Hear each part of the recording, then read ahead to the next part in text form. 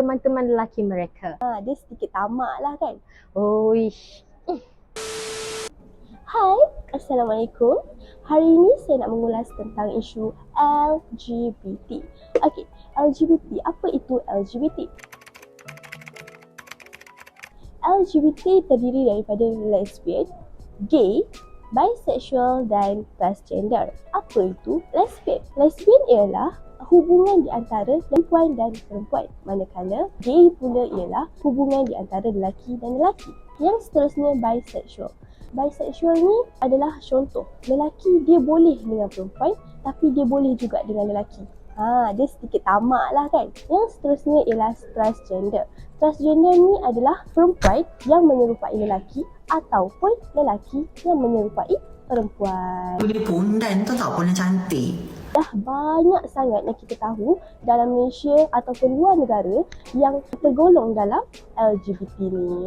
Dalam Islam juga ada mengisahkan tentang kaum Nabi Lut, iaitu mereka orang yang terdahulu yang dilaknat oleh Allah SWT kerana mereka menyukai lelaki dengan lelaki dan menyukai perempuan dengan perempuan. Pada mulanya, hubungan sejenis ini tidak diterima oleh mana-mana golongan masyarakat.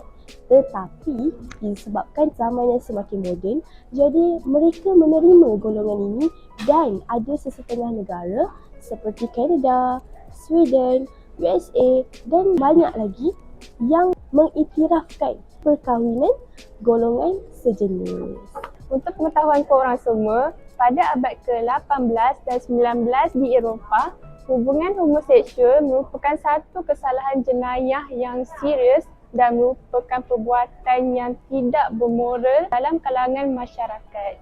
Di England pula, terdapat undang-undang yang menghukum perbuatan homoseksual ini. Perundangan ini juga berubahlah mengikut zaman. Namun, secara perlahan-lahan, masyarakat barat menerima hubungan homoseksual ini dan menganggap sebagai hubungan ini adalah hak individu itu sendiri. Di Malaysia pula, tiada peruntukan perundangan yang spesifik untuk gerakan LGBT. Namun, hubungan homoseksual dan seks luar tabi'i ini juga merupakan satu jenayah yang besar di bawah undang-undang di Malaysia. Disebabkan kemasuhan undang-undang yang dilakukan terhadap golongan LGBT di negara barat, ia memberi pengaruh yang besar terhadap LGBT di negara Malaysia. Hal ini disebabkan oleh mereka menggesa pihak kerajaan untuk memansuhkan juga undang-undang yang telah dibuat terhadap golongan mereka lah. Jadinya dia nak macam mana negara barat tu buat, kerajaan Malaysia pun buat perkara yang sama. Namun, negara Malaysia berpegang teguh dengan pendirian mereka, iaitu mereka menganggap perbuatan homoseksual ini adalah merupakan satu perbuatan jenayah yang sangat besar. Perbuatan ini bukan sahaja daripada negara barat, iaitu negara USA, Sweden, bukannya. Ia datang daripada negara jiran juga. Negara jiran kita ialah Thailand. So, sebabkan ada cerita-cerita yang mendorong perbuatan LGBT ni dan cerita-cerita sebegini disukai dalam golongan muda. Setelah isu pengaruh terhadap LGBT ini diulaskan, bagaimana usaha untuk kita membendung masalah LGBT ini? Pada pendapat saya, kerajaan Malaysia ini perlu berkolaborasi dengan mana-mana organisasi agama yang ada di Malaysia ini. Walaupun kita dah tahu nilai-nilai agama ini telah diterapkan dari sejak kecil lagi kepada anak-anak. Tetapi jika mereka tidak mengamalkan nilai-nilai agama, mereka juga cenderung untuk ke arah golongan LGBT. Kita sudah tahulah bila sudah masuk dalam golongan LGBT ni, mereka sudah tidak tahu halal haram.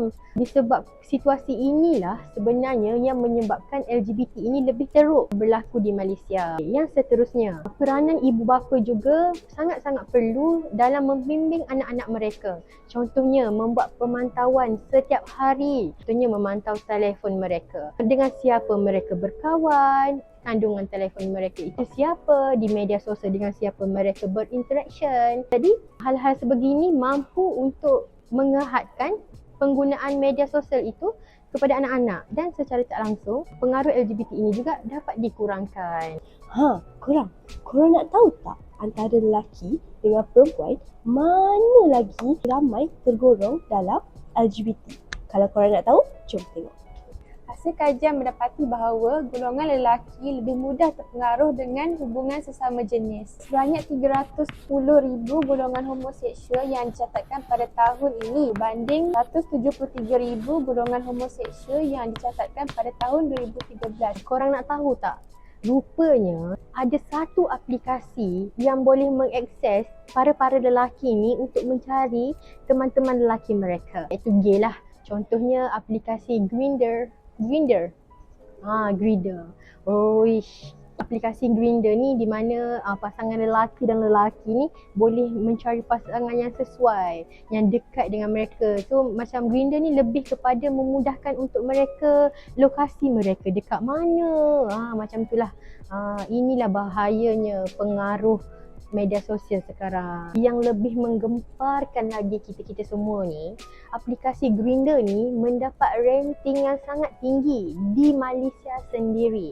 Bila kita kaji, rupanya lelaki-lelaki Malaysia ni sangatlah ramai yang ada aplikasi Grindr itu. So, kita dah sampai ke penghujung. Kesimpulan yang kita dapat daripada pengaruh LGBT ni ialah pengaruh LGBT semakin berleluasa. Semakin hari semakin meningkat, semakin hari semakin meningkat. Jadi, sebagai rakyat Malaysia, kita perlu menangani LGBT ini supaya tidak tersebar lebih luas.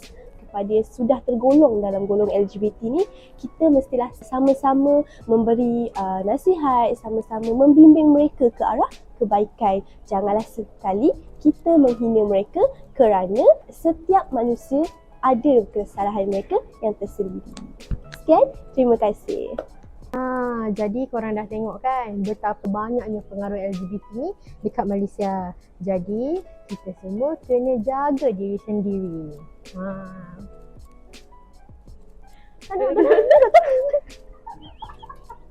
Hello, Assalamualaikum. Hari ini saya bersama dengan Yuna. Maliki. Tengah marah ni. Secara langsung. Aduh.